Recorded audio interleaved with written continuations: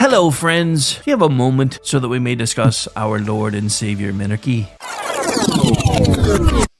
No, seriously, I'm just kidding. Hi, my name's Rick Robinson. I am the general manager of KLRNradio.com. We are probably the largest independent podcast network that you've never heard of. We have a little bit of everything, and by that, what I mean to tell you is we have news, pop culture, special events, conspiratainment, true crime, mental health shows, drama productions, and pretty much everything in between. So if you're looking for a new podcast home to grab a little bit of everything that you love all in one place, come check us out. You can find us on X under @KLRNradio. You can find us on our Rumble and our YouTube channels under the same names. You can also find us at KLRNradio.com and pretty much every podcast catcher known to man. So again, feel free to come check us out anytime you like at KLRNradio.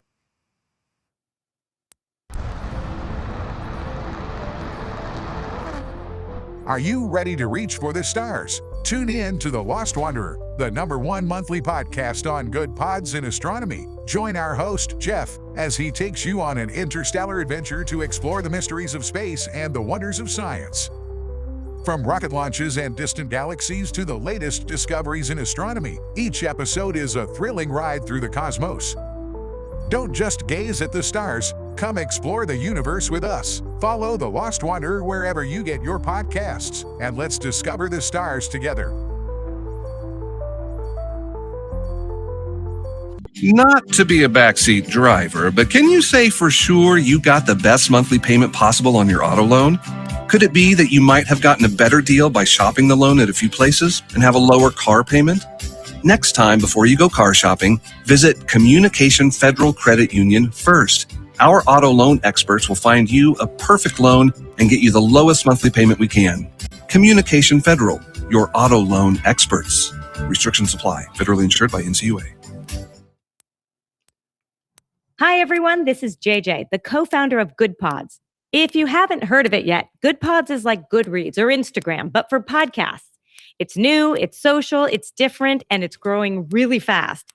There are more than 2 million podcasts, and we know that it is impossible to figure out what to listen to. On Good Pods, you follow your friends and podcasters to see what they like. That is the #1 way to discover new shows and episodes. You can find Good Pods on the web or download the app. Happy listening. KLRN Radio has advertising rates available. We have rates to fit almost any budget. Contact us at advertising@klrnradio.com.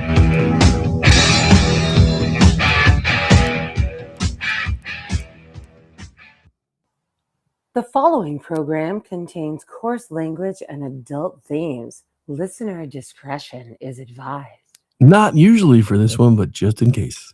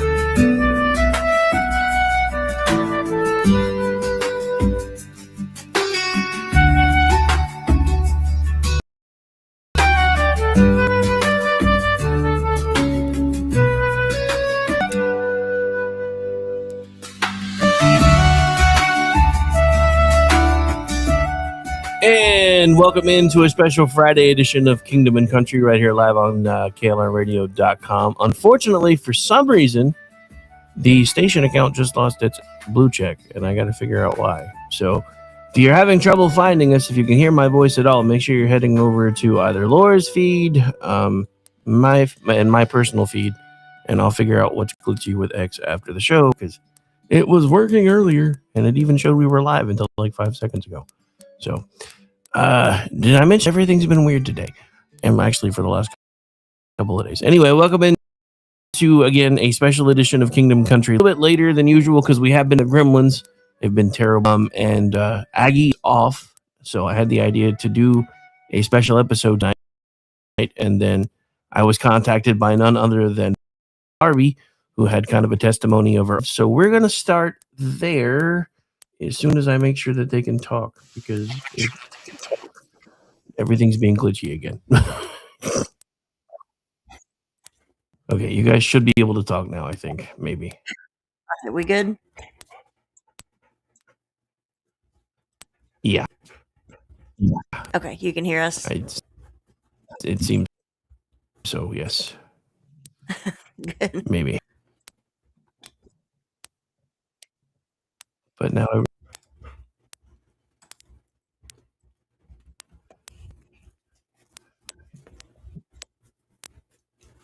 you guys hear me? Yeah, I can. Okay. All right. So for those of you just joining us, this is a special edition of Kingdom and Country, and we're going to discuss a testimony that was provided to me by none other than Miss Bumstock Barbie. And I figured I would let you take it away for this part, just to kind of let everybody know what we're going to be discussing tonight, since it's your testimony. I don't want to step on it.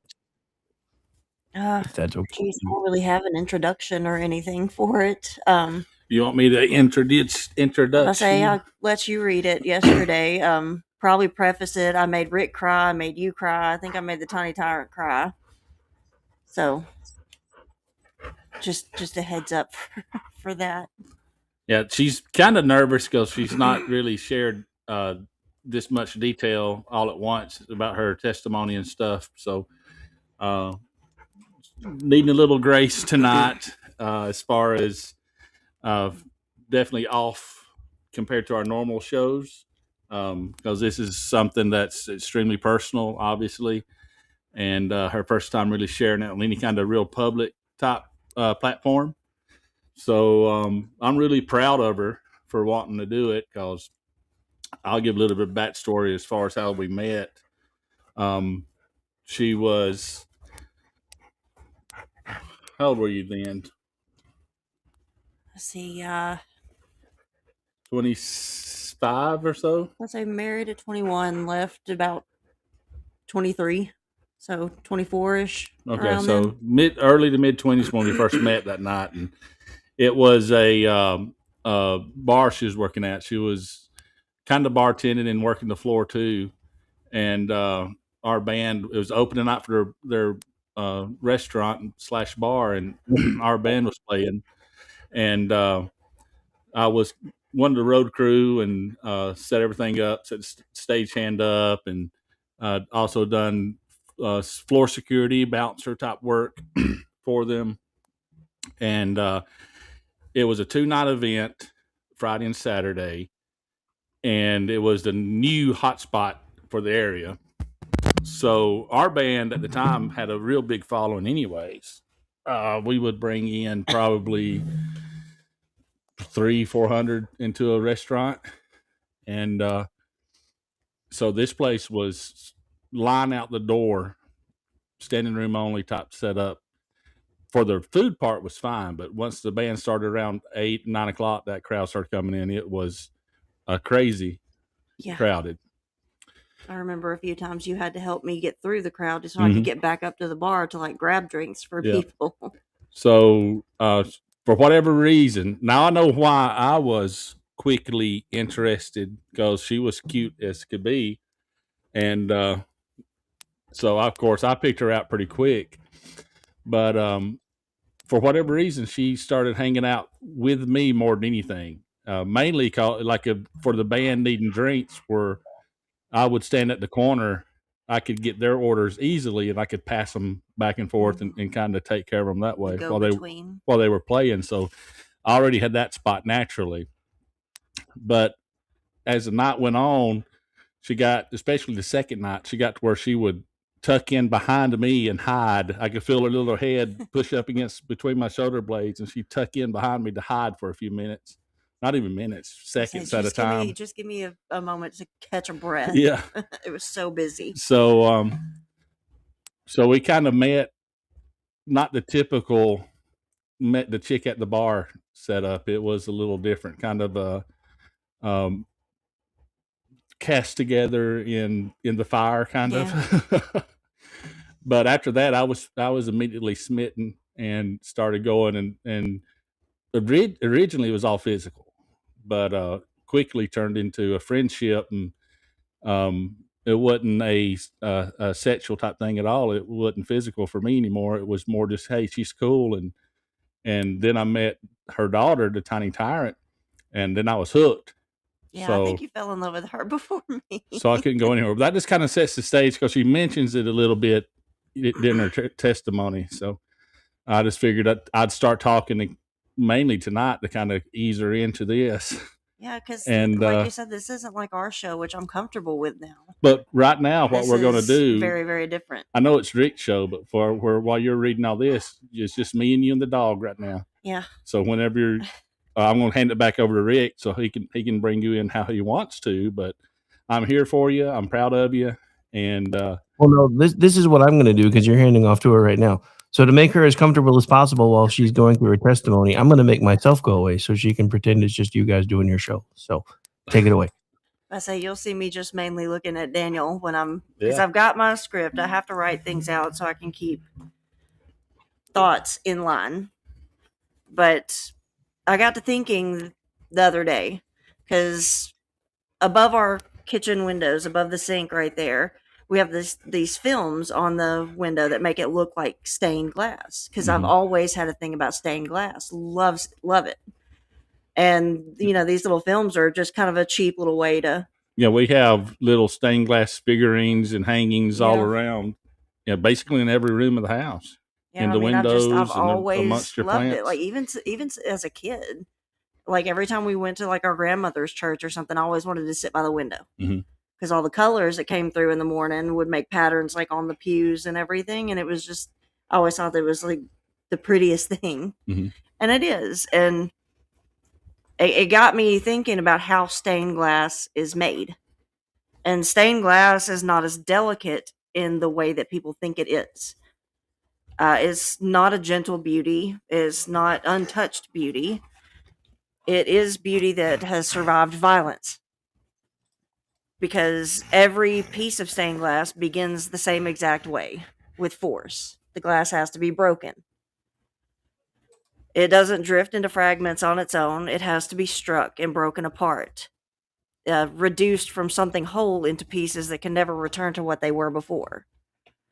So once shattered, the fragments, they're gathered up, the sharp edges, uneven surfaces, splintered lines that still remember that moment of impact. Every single line in a stained glass window shows you where it was broken, and then where it was fused back together into something new. Nothing about this is soft. Nothing about it is smooth. Every piece carries the evidence of what it endured. And the artist, which is what I call God in this situation, the artist does something almost unsettling with those fragments of glass. He doesn't try to hide the breaks. He doesn't grind the edges away until the damage disappears. He doesn't pretend that the shattering never happened, which a lot of us want to do when we go through something painful. We want to move on and forget all about it. We want to pretend it didn't happen. I mean, I still go through that, mourning the loss of Daddy still, with Adam, everybody else that we've lost in our lives. I don't like to think about it. I want to pretend it never happened. But God doesn't do that in our lives. Instead, he traces every fracture with these dark lines that make the breaking visible from across a room. The places where the glass gave away, the places where the pressure split it open, the places where it could not hold together anymore, those become part of the design. Stained glass doesn't erase its history, it's defined by it.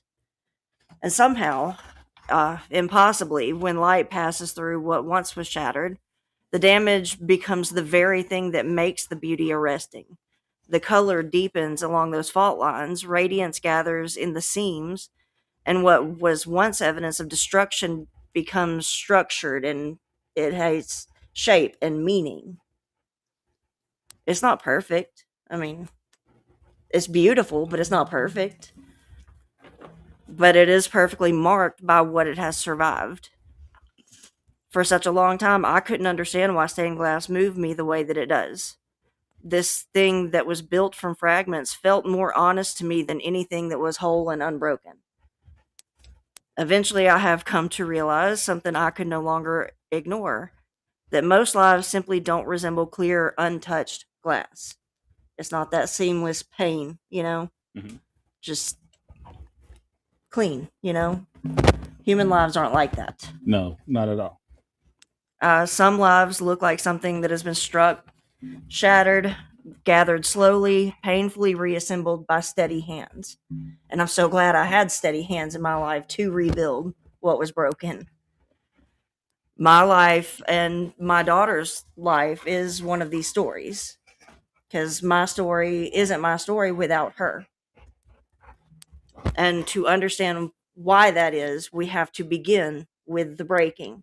And I'm probably going to have to compose myself a few times here, because I can step in anytime you need me to, and just kind of fill the gaps. Because just take your time and read what you've written, because you've done a wonderful job with it. I'm just going to read it as I've got it. So don't feel like reading it is cheating, because you wrote it. That's your words already. So and I have to have these lines and everything. It gives me something to focus on, and that way my brain doesn't go off on the tangents that it tends to. Right.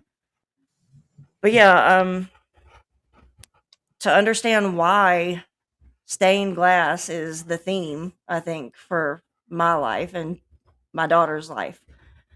Again, we have to begin with the breaking. I was 21 years old when I got married. I was kicked out of my home. I had nowhere to go, no one to turn to. And if I'm going to be totally honest, I did not walk into any of this blindly. The warning signs were not subtle at all. They were not hidden. They weren't confusing. It was a veritable forest of red flags, and I ignored every single one of them. I knew they were there. I saw them. I knew what they meant, but I had nothing. I had no one.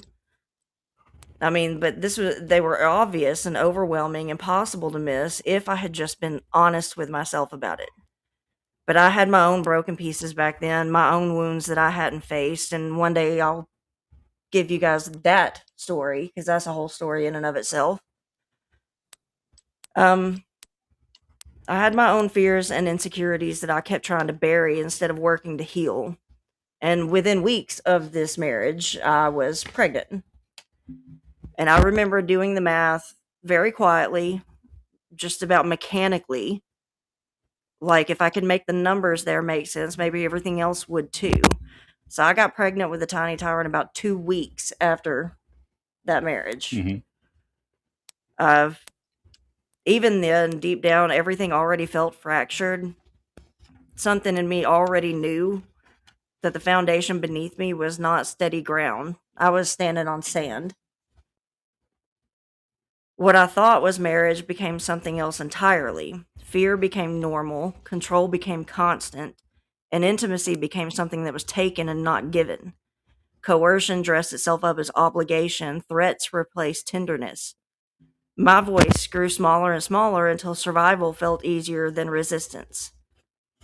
My body existed in a space where choice had no meaning, where no was something that could be ignored, punished, or worn down until silence replaced it.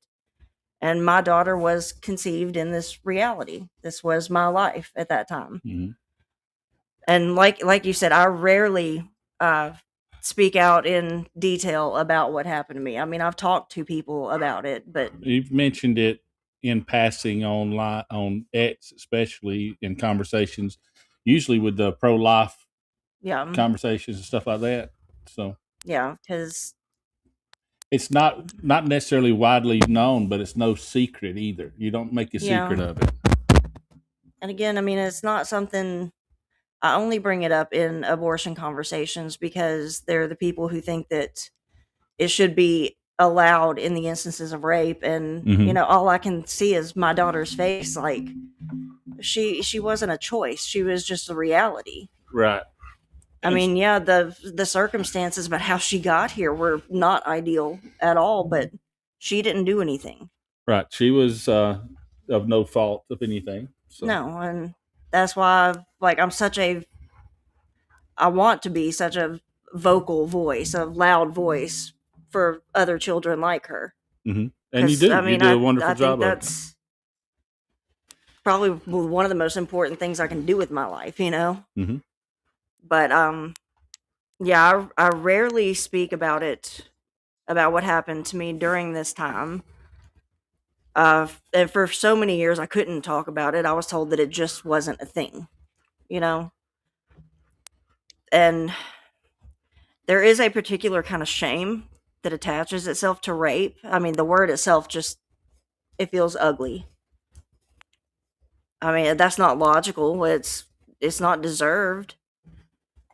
But it is suffocatingly real. Mm-hmm. And when rape happens within a marriage, which that's something that's supposed to be holy and sacred, that shame grows heavier in ways that are really difficult to explain unless you've actually experienced it yourself. I mean, marriage is supposed to mean consent through love, you know? There was no love in that marriage. There was control. Mm-hmm. That's all it was. We understand the violence from strangers. We actually have a whole show about stuff like this. That's something, I mean, it's horrible, but at least we can understand it. At least we can make sense of it. I mean, as much as possible, even if it doesn't make sense. That's kind of what makes it make sense. We understand the danger in the dark alleys. We understand the language of force when it looks like what we expect it to. But violence that happens in the marital bed, coercion and threats, a fear that hides behind the word husband, that confuses people a lot of times. And again, I never spoke about it because that was one of those things. How can you be raped by your own husband? Right. That's what I was always told. Like, husbands can't rape their wives and stuff like that. I've heard that said before. Not just in this case, but, you know, I don't think it's uncommon for that to be a saying. Yeah, and I mean, it's kind of shocking how often I've encountered other women like me, or even men, who have been through something similar in past marriages. It's a lot more common than we think, and I never realized that. Like, I wasn't alone in it. Mm-hmm. But, I mean, it's those questions. How can you be raped by your husband? He's your husband. How can it be a violation if you took vows? Especially the vow, you know, to obey. Right. Basically. I never thought that I could ever ask those questions out loud to anyone. And when I let you read what I wrote the other day, it's the first time I think you ever heard me ask those questions. It's the first time I've seen you ask them in this content, you know, like that. But this throughout the years of conversation, it's come up. You've hinted at it, but you've never really actually vocalized it. Right, not like this. So, but yeah, I mean, those questions were always there, always in the back of my mind. Just that very loud silence in my head, you know, because my head's never silent. Nope. But, I mean, for years, it's always been there. Then shame and self-doubt started to sink in. Not just shame for what was done to me, but also for not stopping it. For not leaving sooner, for trying to survive in ways that really don't look heroic. Right. And the logical side of me knows that I shouldn't feel shame. I didn't do anything wrong, but I still carry that shame. There is still that part of me that feels dirty and ugly because of it. And I mean, I don't like that part of me. There's a lot of parts of me that I don't like, but that's probably the number one. Shame told me that what happened to me was unspeakable, but I thought it was unbelievable. It was too complicated for people who prefer simple categories of victims and safety. So I said nothing. I endured what I felt couldn't be explained. I carried what couldn't be proven, and that kind of silence does something to a person. I was taught that my boundaries were negotiable. I was taught that my pain didn't matter. I was taught that my body was just something to be used while my voice disappeared. And in this dark and very distorted place, life began anyway. In my head, I had that like Jeff Goldblum from Yes. Life Finds a Way. Life finds a way. I know you hate the way he talks. I do. It's very Shatner. I understand this pain. Yeah. But yeah, before our daughter ever took her first breath outside of my body, brokenness had already touched her story too. It was already part of her life, her beginning. And like pressure spreading through glass, the fractures didn't stay contained, because they never do. Violence rarely remains where it begins. It expands, it deepens, and it searches for new places to break. And one night, the breaking became visible and quite literal. Rage, fueled by drugs and alcohol, screaming that filled every corner of that house that we lived in. The kind of chaos that vibrates through walls and floors and bone, and then impact. Glass shattering around me as my body was put through a coffee table. For a moment, it was just noise for me. Him yelling, the sound of the glass breaking. But there was one sound, and this is the part that I'm gonna choke up with. One single sound over the screaming, over the yelling, over the breaking glass, everything, was the sound of my baby screaming in her crib.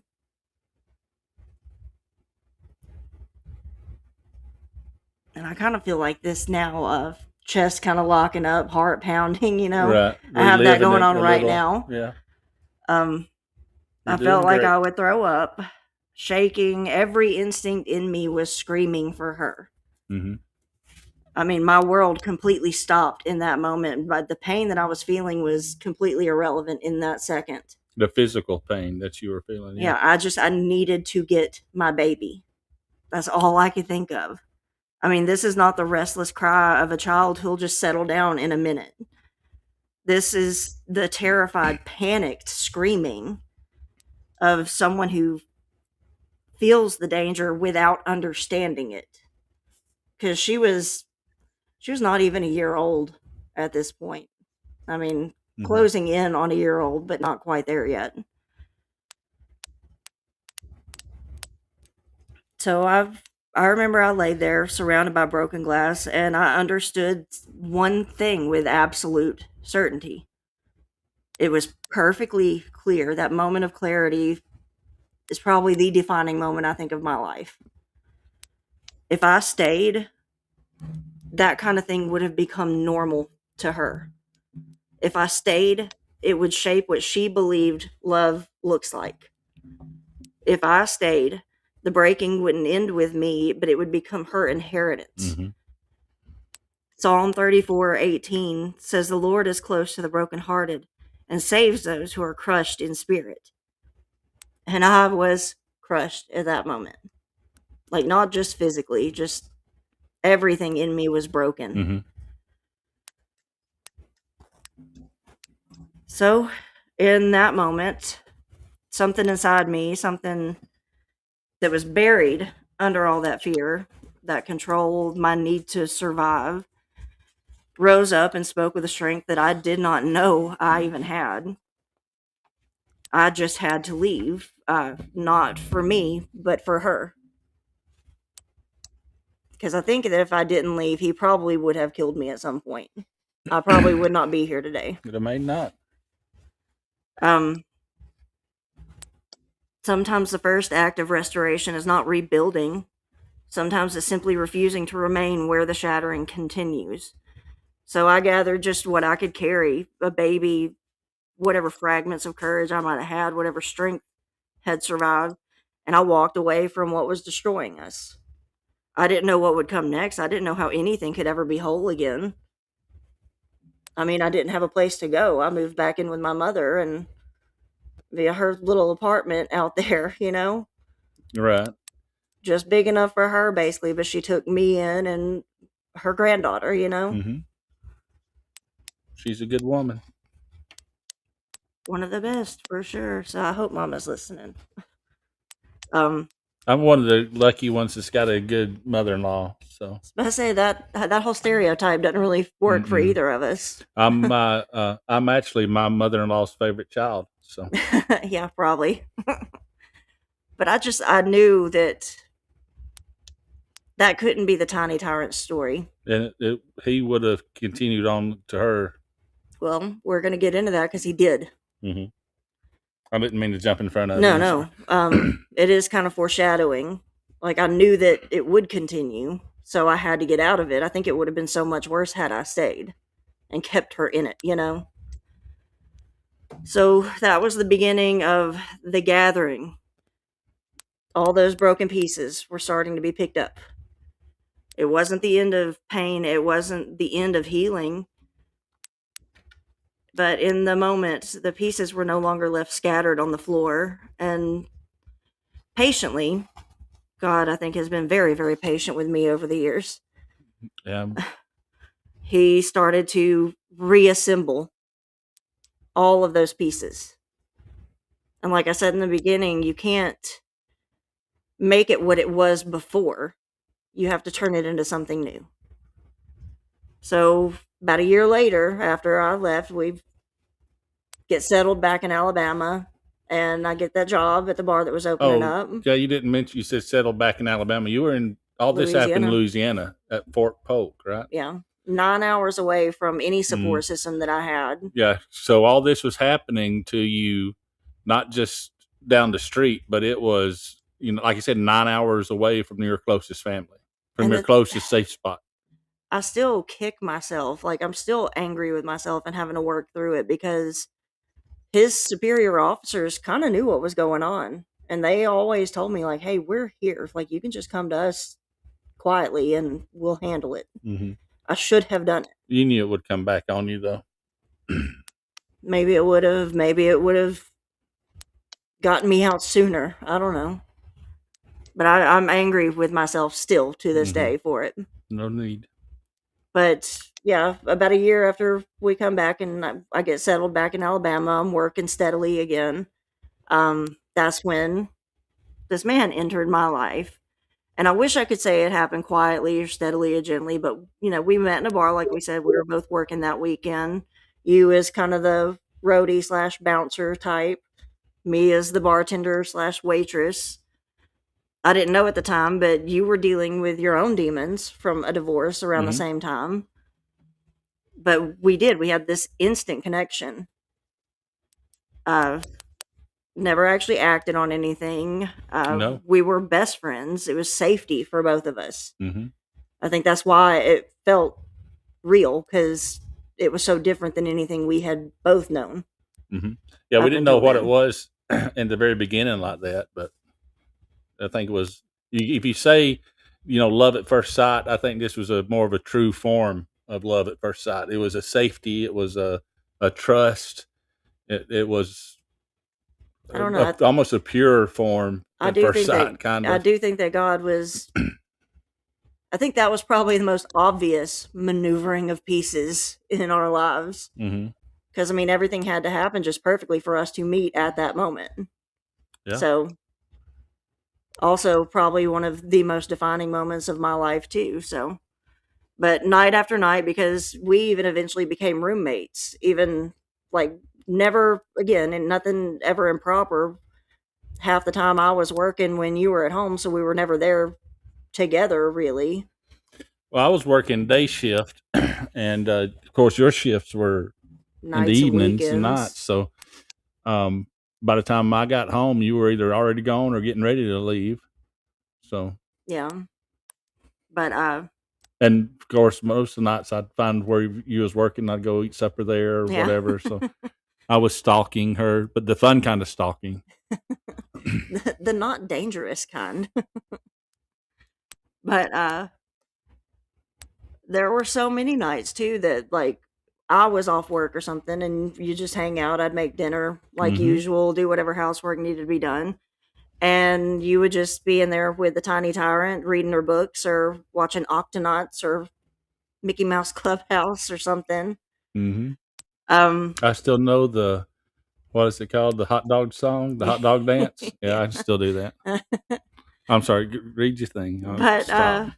no, I say he, like, instead of just looking at you and saying you did this, he made our daughter laugh and very hard sometimes. Like if you've ever heard a child laugh so hard that they no longer make noise, it is the most pure and joyful sound hmm on this earth. And you still get her going sometimes like that.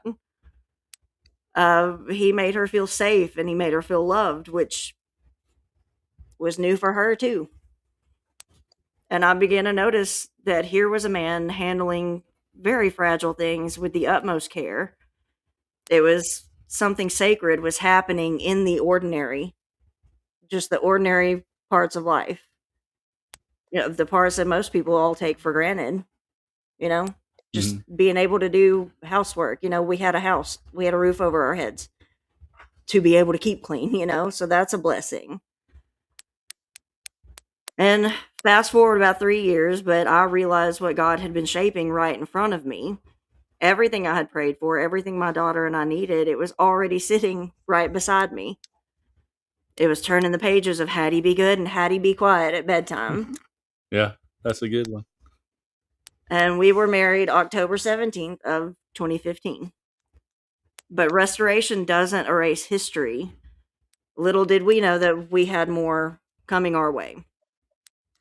Years later, our daughter had more chaos and turmoil within her biological father's home, more instability, volatility, physical abuse. I mean, it's fear that no child should ever be subjected to. Yeah, it wasn't. Of course, when you say physical abuse, it wasn't like anything overtly, like it's not the worst case scenario, but still, Yeah. it's still there. I mean, abuse is abuse. You don't have to be bleeding to have abuse. Well, I remember having a conversation with him sometimes when she would come home in tears, talking about. He would leave welts and stuff, Yeah, for sure. and I said there Yeah. is a fine line between disciplining a child and beating a child. Yeah.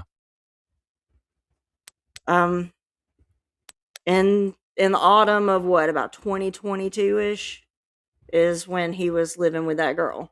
Oh, I don't remember what year it was, but I think it was about summer into August because it was 2023 when you were able to adopt her.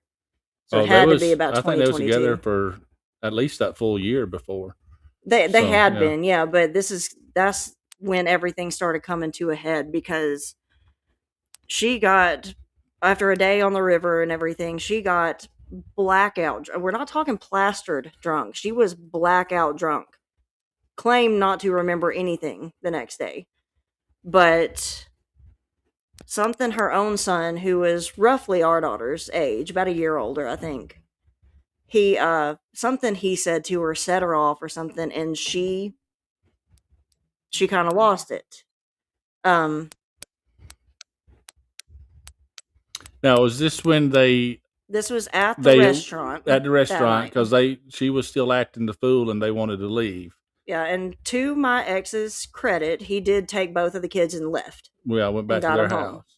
Left her at the bar. Yeah, left her there because it was a friend's bar that they were at. hmm Left her there, took the kids. So I'll give him credit where credit is due for that one. That was probably one of the smart decisions of his life. But she gets a ride back home a few hours later. Of course, she has still been drinking this entire time.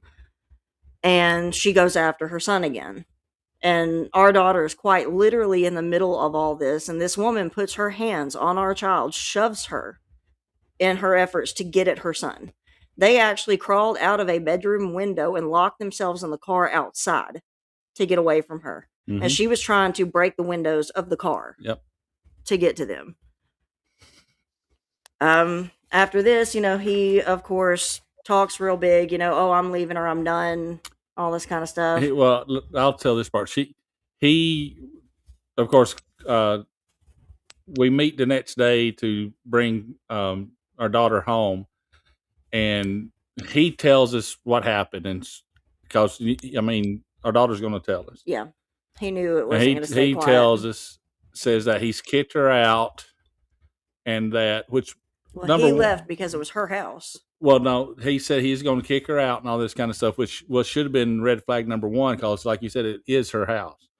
But then he fixes his mistake the next day, saying that he moved out, not that he was going to leave and all this stuff. But he called the cops, and they did arrest her that night.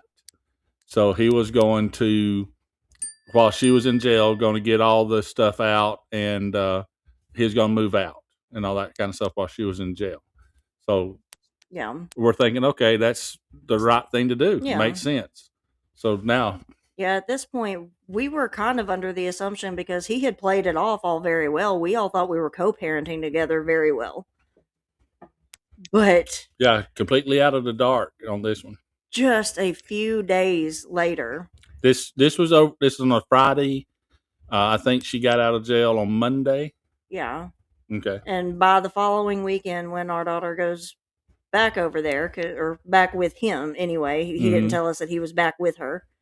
She comes home and tells us that he has not only gotten back together with her, but he decided to propose to her. Yeah, he went from never having her in their lives again to proposing. And God, I'm still so angry about it to this day. He made our child take the photos of the proposal. A proposal and photos, yeah. Yeah. I mean, just absolutely unreal.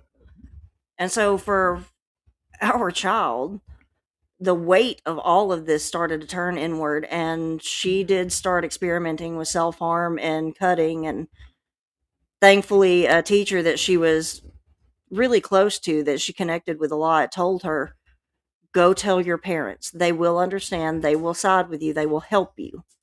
So that night at dinner, just out of nowhere, we had just been talking and having a normal night. She just starts sobbing at the dinner table and rolls up her sleeves to show us the marks on her arms. And I mean, instantly, we keep her out of school the next day. We had actually called and told the guidance counselor what was happening. He set us up with a therapist that works through the school and everything. And she was in therapy for about a year. And all during this time, because she has been telling us that she doesn't feel safe over there, that she's scared to be over there. He even said that that he was trying to insist that she come over for his visitation and everything. Oh, but she's not going to be allowed to have her phone. Yeah. Yeah, he was trying to isolate her when she comes over there. Yeah, and that's what made me put my foot down. We actually when we told him that what had happened with the cutting and stuff, and because we called him that night, and he played the good dad part and like, oh yeah, we'll definitely get help. Well, then by the end of the next day, by the time 5 o'clock rolled, by the end of school the next day, really, they had talked it over, him and his fiance, and decided that Catherine, well, that's her name, screw it. Yeah. Catherine was making it all up, and that she was just wanting attention, and that's why he got mad and said she could no longer have her phone when she was over there and all that stuff. Her punishment. She was grounded for and making this woman look bad. And he was going to whip her when she got over there with the belt, he said, this time. So this is when we put our feet down. We said, absolutely not. She's not going over there. That's when we went and got a lawyer. Yeah, and we actually ended up going to where was it? We had to go to get that temporary order that said that she did not have to go over there if she did not want to. Child Protective Services, whatever. Yeah, we went and we filed an order with them that, during all the legal proceedings and whatnot, that she wouldn't have to go over there if she didn't want to, if she didn't feel safe. So that was like step. She that told was step them. number 2, she told them that day she didn't feel safe, that she didn't want to go over there. Yeah. So. And shortly after, like, we're getting into now right around end of Christmas, New Year time frame, this woman gets blackout drunk again. And she barricades herself in the bathroom of her house and then fires her gun outside the window at police. Yep. And at this point, we were like, oh, okay, yeah, she's never going back over to this woman's house. Because he was, at this point, was still making plans and deals and trying to work stuff out. And we were too. And we was leaving it up to Catherine if she wanted to go over there, but she still was, pretty adamant that she did not want to go.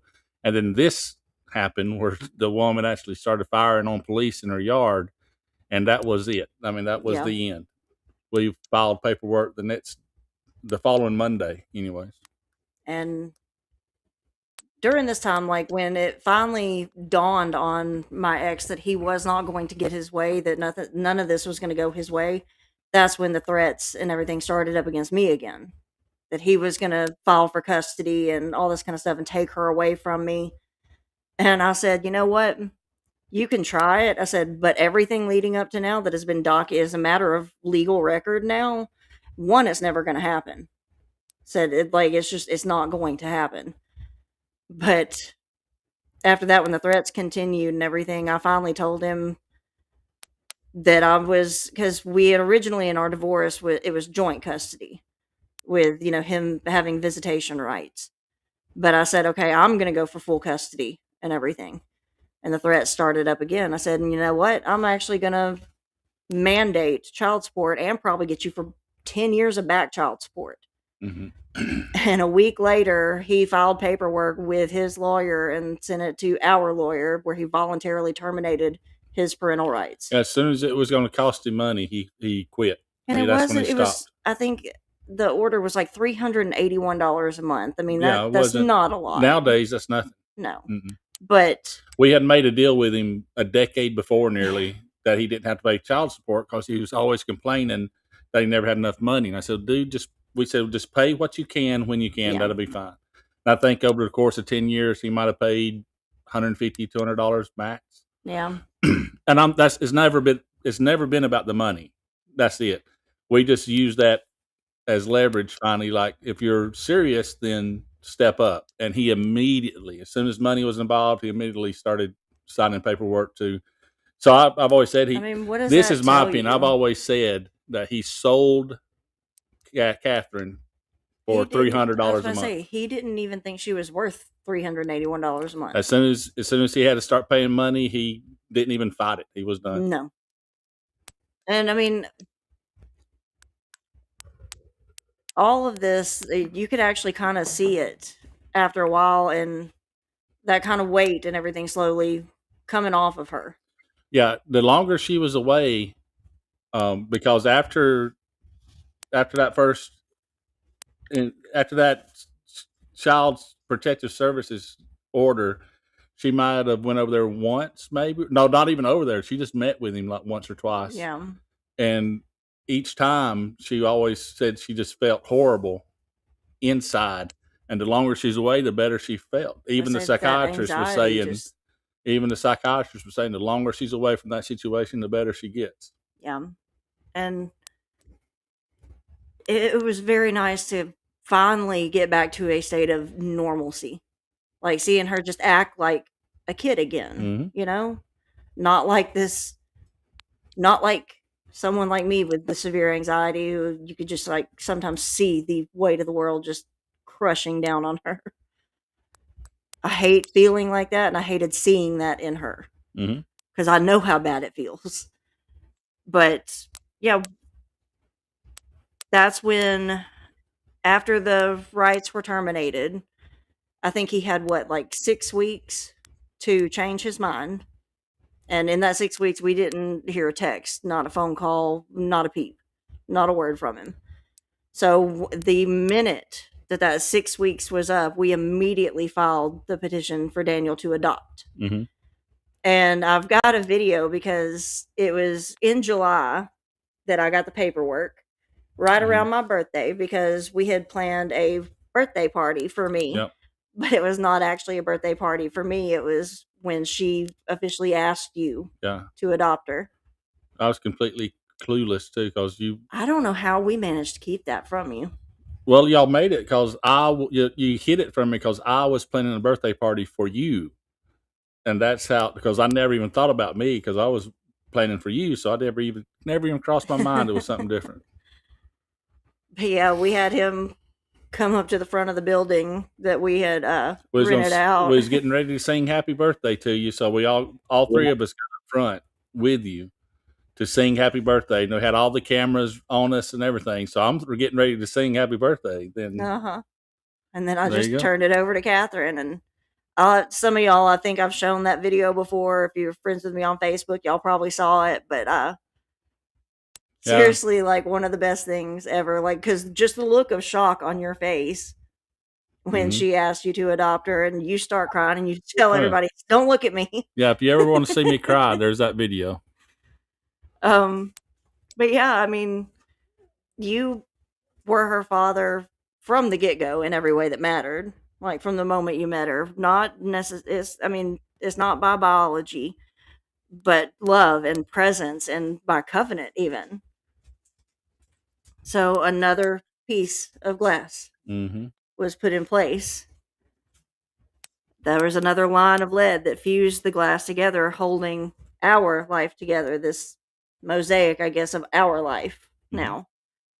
So when I look at her today, I don't just see survival, I see stained glass. The beauty. I see a life that began in violence and trauma, but is now held in love. I see wounds and scars, yeah, but they're not hidden. I see the light moving in you and in her. And I see unmistakable artistry of a God who refuses to waste broken pieces. Psalm 30, verse 11 says, "You turned my mourning into dancing. You removed my sackcloth and clothed me with joy." God has never pretended that the sorrow in our lives doesn't exist. Isaiah 61:3 says, "Beauty for ashes, the oil of joy for mourning, a garment of praise instead of a spirit of despair." There's no replacement there. It's just exchange. He exchanged the brokenness, the pain, the sorrow for light and happiness and completeness, I guess. So my daughter's life, along with my own, is living proof that broken beginnings don't have to determine the final design. God gathers shattered things. He restores what violence tries to claim. Stained glass begins as something shattered. Individual fragments, sharp, irregular, and seemingly useless on their own, are gathered, arranged, and held together to form something breathtaking. What once was broken becomes a masterpiece that doesn't just sit in silence, it catches the light and fills a space with color and beauty. Without the breaking, the stained glass could never exist. In many ways, our lives look like those scattered fragments: the disappointment, the loss, regret, pain, seasons that feel fractured beyond repair. And so often we only see those sharp edges and we assume the story is ruined. But God is an artist who works with the broken pieces. Scripture reminds us that he doesn't discard what is shattered, he redeems it. He heals the brokenhearted and binds up their wounds. That's Psalm 147:3. God gathers every fragment of our story, even the parts we wish we could hide, and he begins shaping something meaningful. What feels like damage to us becomes design in his hands. What feels like an ending becomes material for beauty. And just like stained glass, our broken places don't stop the light, they transform it. When God's grace shines through our healed wounds, our restored faith, and our hard-won hope, others see colors they might not have seen otherwise. Compassion grows where pain once lived. Wisdom forms where confusion once reigned. Strength emerges where weakness once defined us. The very places we thought disqualified us became the places where God's glory shines the most clearly. No piece is wasted. No fracture is beyond his reach. No brokenness is beyond his ability to transform. So, anybody listening, you might feel like scattered glass today. You feel jagged, incomplete, and uncertain how anything good can come from what you've endured. But the artist is still working. He's still working in our lives, and I think we've got things pretty good. Oh, yeah. But he's still working. He sees the full design when we can only see the fragments. And one day, when his light shines fully through what he has restored, that beauty speaks for itself. Mm-hmm. I think that's everything you had prepared. I think, like I said, the way you wrote it out, I thought it would be best you just try to just read it. That way you keep yourself on track, because emotions can take us on sidebars. So, Oh, and I get distracted very easily. That's why even on Front Porch Forensics, we have a script, so I don't wander off. but you're right. God, He uses broken pieces all the time, and I think He patched us all together when He started interweaving all our pieces. It's becoming a great piece of artwork, and He's still adding to it. So, Yeah. But that's kind of your testimony So- for us, for I say I've endured a lot in my life. I've come through a lot, and as much as it hurts, I'm thankful for it. Yep, you've got a good family behind you, but most importantly, you got God watching out for you, and you recognize that, and you are grateful for that. So I think that matters. Yeah, I had it. It's not easy to do. It's one of those things that's way easier said than done, to be able to be thankful even when it hurts. Mm-hmm. Yeah, absolutely. Well, Rick is back with us, so I hope we didn't run too long. No. Actually, that you guys did exactly what I wanted you to do. Unfortunately, because we were troubleshooting, I didn't really have a chance to give you my plan for the rundown. Because what happened is, while she was giving her testimony, I made a few notes. So now I'm going to kind of back up and hit on a couple of points that I thought were really important. Because as somebody who preaches, there are moments that kind of stuck out to me. The first one was towards the end of one of the first things that she was talking about. Stained glass does not erase its history. It is defined by it. And when light passes through what was shattered, the damage becomes the very thing that makes it beautiful. Now, this is actually one of the first theological anchors that she talked about. I don't even know. I know as she went on, we kind of started tying together and realized that she was making some theological anchor points. But this was one of the biggest of the night, and that is tied to Psalms 147:3, which reminds us He heals the brokenhearted and binds up their wounds. And I know she mentioned that already, but I just wanted to expound upon it a little bit, because healing doesn't mean pretending the wounds never happened. It means guiding it, strengthening it, restoring function. So the biggest thing about the analogy of stained glass, and this is something that is talked about in psychology all the time, when you talk about the strength of what can and can't be solved by an apology. And one of the things that we learned in psychology class was, okay, so you're screaming and yelling at somebody, you decide you regret it later, so you go back and you apologize.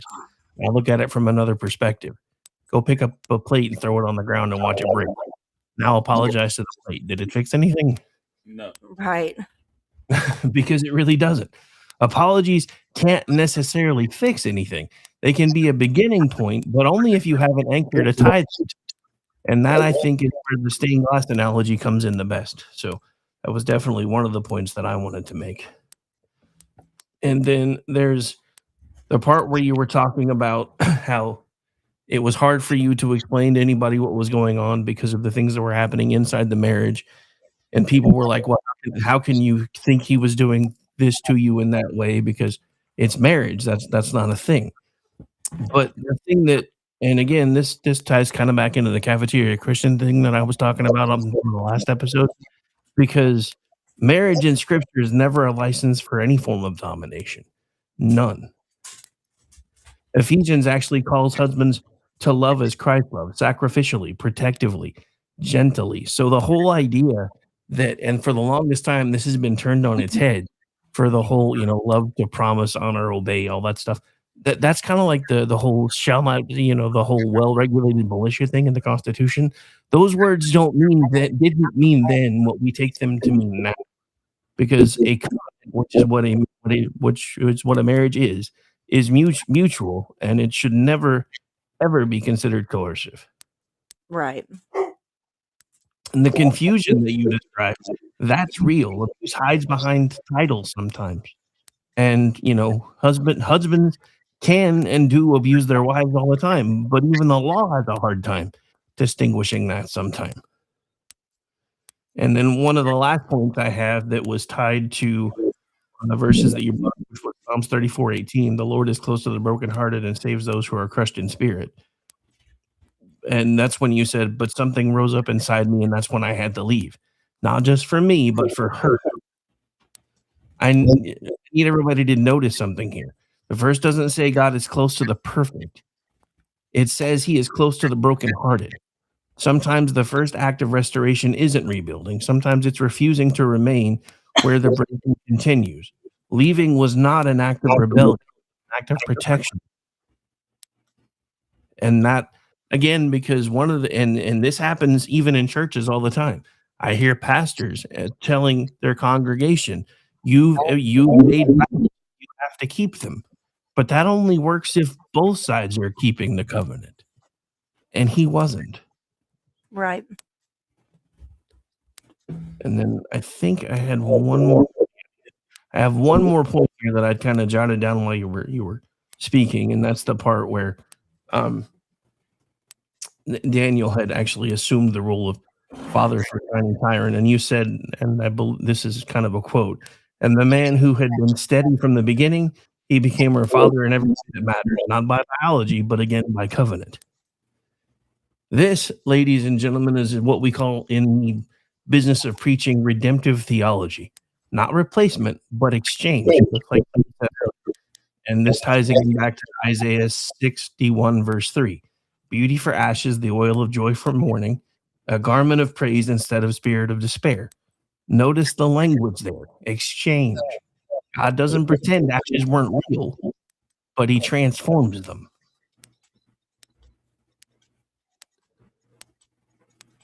So, I mean, those are just a few of the notes that I had managed to jot down based on everything that you were talking about.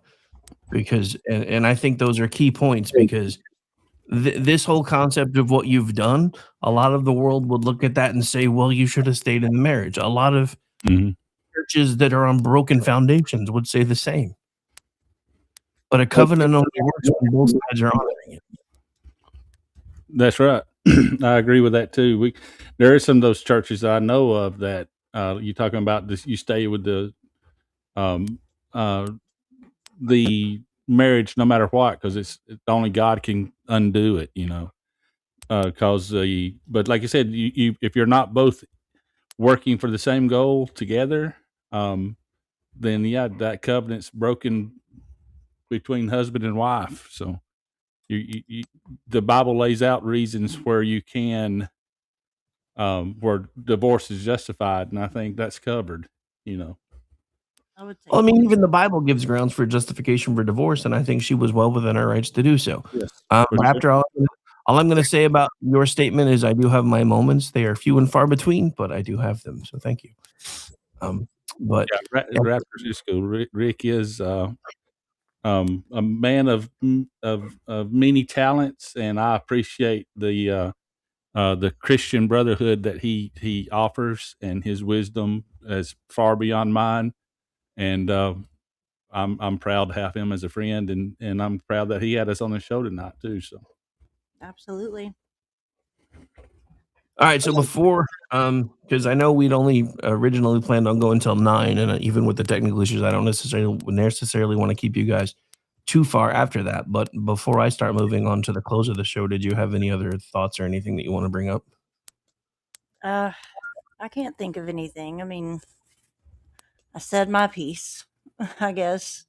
I'm just proud that you shared it, and that you felt like you wanted to do this. I'm proud I kept it together. Yeah, she'll break down once that we go off air. So yeah, I will. I mean, well, it's just so tense right now. Like you did really good. So I'm proud of you as well. And I apologize, guys. There was some production value I was going to try to add tonight, but nothing is working the way it's supposed to. Like, and it annoys me because I was fighting with everything. I spent like an hour and a half trying to get the graphics ready, and then every time I tried to click on them to load them, it just said no. Whatever. I give up tonight, man. But hey, you did wonderful. As we get ready to close things out, I do want to speak on something before we actually do close the night, because stories like this do two things, and often both of those things happen at once. For anyone who hears them, they can both simultaneously be inspired and given hope, but they can also stir pain. Some of you watching this probably felt every word of Laura's testimony, probably with a tightness in your chest, or maybe even just a churning in your gut, or maybe even both. Some of you that are hearing this are probably still in that breaking point that she was describing. Some of you haven't even had the strength to tell your story yet. And I want to say something clearly. What happened to you was not holy. What happened to you, if you've been in a situation that is anywhere remotely like this one, was not anything that God ordained. It is something that God can use, because I would like to point out that a lot of the people in history that God has used have either been bad people or have had bad things happen to them, because God has a point of elevating people that, from our perspective, would not be people that he would be able to use. So and this is one of the things that gets twisted all the time in churches too, is, why good things happen to why bad things happen to good people. Sometimes they happen because God knows that if you let him work with you, you're going to be strong enough at some point to give a testimony, just like Laura did tonight, and likely somebody else who may not be in that point of bravery that she found yet. So again, just remember that this wasn't anything that was holy or justified by God, but it is something that he has decided he's going to use. Abuse is not sanctified by silence either. Just because somebody's talking about it doesn't mean that they're agreeing with it. Some people just don't have the courage or the wherewithal to speak up. That doesn't mean that you shouldn't still do what you feel you need to do. I do have to say this part, within the bounds of the law, because I don't want to. Well, I was listening to Kingdom and Country, and he said I should just blast him. No, that's not what I'm saying. Not what I'm saying. Because violence is not justified by covenant language, especially within the covenant of marriage. Control is not love, simply because there's a wedding ring involved. But here's the part that matters. What happened to Laura, and what might be happening to a lot of you that are hearing this for the first time, does not get to write the last chapter. Again, Psalms 34:18 says the Lord is close to the brokenhearted and saves those who are crushed in spirit. Not was close, is close right now. Psalms 147 verse 3 doesn't say he ignores wounds, as he heals the brokenhearted and binds up their wounds. Binding means care. Binding means attention. Binding means the mattered enough to tend. And I know I'm repeating myself, but that's because I feel like these points are rather important. And again, Isaiah 61 verse 3, beauty for ashes, that is exchange language. Ashes are real, but they're not final. And if tonight you feel like scattered glass, the artist isn't done. The fracture is not the end. The light still passes through. So as we do come to the end of the show, we're going to take a moment to pray. And as I always say, if you're driving, please don't close your eyes. I don't want anybody to wreck, but we are going to take a moment to close in prayer. I invite all of you that are comfortable in doing so to join me in the prayer as soon as I get the pad kind of going here. Hang on.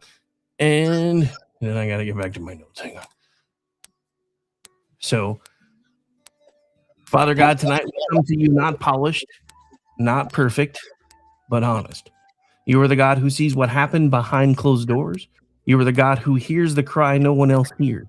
You are the God who is close to the brokenhearted. For every person watching tonight who feels shattered, for every woman who never should have endured, for every man carrying silent shame, for every child whose nervous system learned fear too early, Lord, be near to those. Where there is trauma, steady hands. Where there is shame, allow the voice of truth. Where there is confusion about what love is supposed to look like, bring clarity. You are not the author of violence. You are not the architect of abuse, but you are the redeemer of what evil tries to destroy. You bind wounds. You calm anxious hearts. Please strengthen those who need the courage to leave. Strengthen those who need the patience to rebuild. Strengthen those who are in the long middle of healing. Lord, turn mourning into dancing in your timing. Exchange ashes for beauty in your way. Restore what was taken. Protect the next generation from inheriting what you have broken off. And for those who feel like scattered glass tonight, remind them they are not discarded. They are instead being gathered. Let your light pass through the fractures. Let your glory shine in the places that once held pain. And let the story end in redemption. And as always, we ask all things in Christ Jesus' name. Amen. Amen. All right. So as we do get ready to close everything out for the night, I do want to give both Laura and Daniel the chance to let everybody know where you can be found should they choose to find you. I always go first because it's easy. It's at Bumpstock Ken on X, and I also help do the Front Porch Forensics, which is FP_forensics on X. And I'm on Instagram and stuff like that too, but none of that matters. But you go ahead. Oh, you got a bunch. So. Yeah. My main account is you just Bumpstock Barbie. Easy to remember. If you like plants, you only see like one, I think. But if you like plants, I've got a whole jungle growing, and that's Bumpstock Botany. And then my baking, which I just did some Valentine's Day cookies, that's Bumpstock Baker. Mm-hmm. And I have a cross-stitching page too, but I haven't really been able to have any time to do cross-stitching, but I think that's Bumpstock Stitcher. So it's like a whole Bumpstock brand thing going on. You got a whole bunch of Bumpstock brand coming. And you write for Twitchy. Yes, and my author page for that is in my bio on Bumpstock Barbie on X. So. All right. Well, in the final moments, I want to thank you, Laura, for trusting us with your story tonight. I do greatly appreciate that, even if you did make me cry like 5 times when I was reading through it. Mm-hmm. Yeah, he said that he had to stop a few times, but I mean, that's. I mean, in my defense, I was reading your email and cutting onions. Just saying, it was onions, yeah. But yeah, I mean, she's going on 17 now, so it's taken all those years for me to get up the courage to do this and to actually talk honestly about. But all right, so as we close everything out, for anybody who's listening, if this episode stirred something in you, reach out. If you don't have anybody else you can speak to, you're welcome to email me at rick@klaronradio.com, but talk to somebody. Seek help, especially if you're going through something similar to this at all or have any type of a pain point happening in your life, because healing is not weakness and neither is asking for help. And please remember, the breaking is not the final design. I'll be back tomorrow night for Juxtaposition live right here on KLRN Radio, and that is at 10 p.m. Eastern time. And then Sunday night back for the regular time for Kingdom and Country, followed by a special BZ's Berserk Bobcat Saloon that will be airing on Sunday night as well. Then I'll be back Monday for the Rick Robinson Show at noon, and then America Off the Rails Monday night at 10. That's going to do it for this broadcast. And again, I do want to thank everybody for taking the time to hang out with us. And I apologize for some reason, whatever's going on with the X glitches also turned off auto pay for our premium. So the X account for the network didn't get its premium payment. I went in and fixed it once I realized what was wrong, because there was money on the card, but it probably won't have the check mark back till tomorrow, which is why the broadcast died over there in the middle. So fun times. Yay for broken things. Kind of a weird analogy for the evening. Bye, everybody.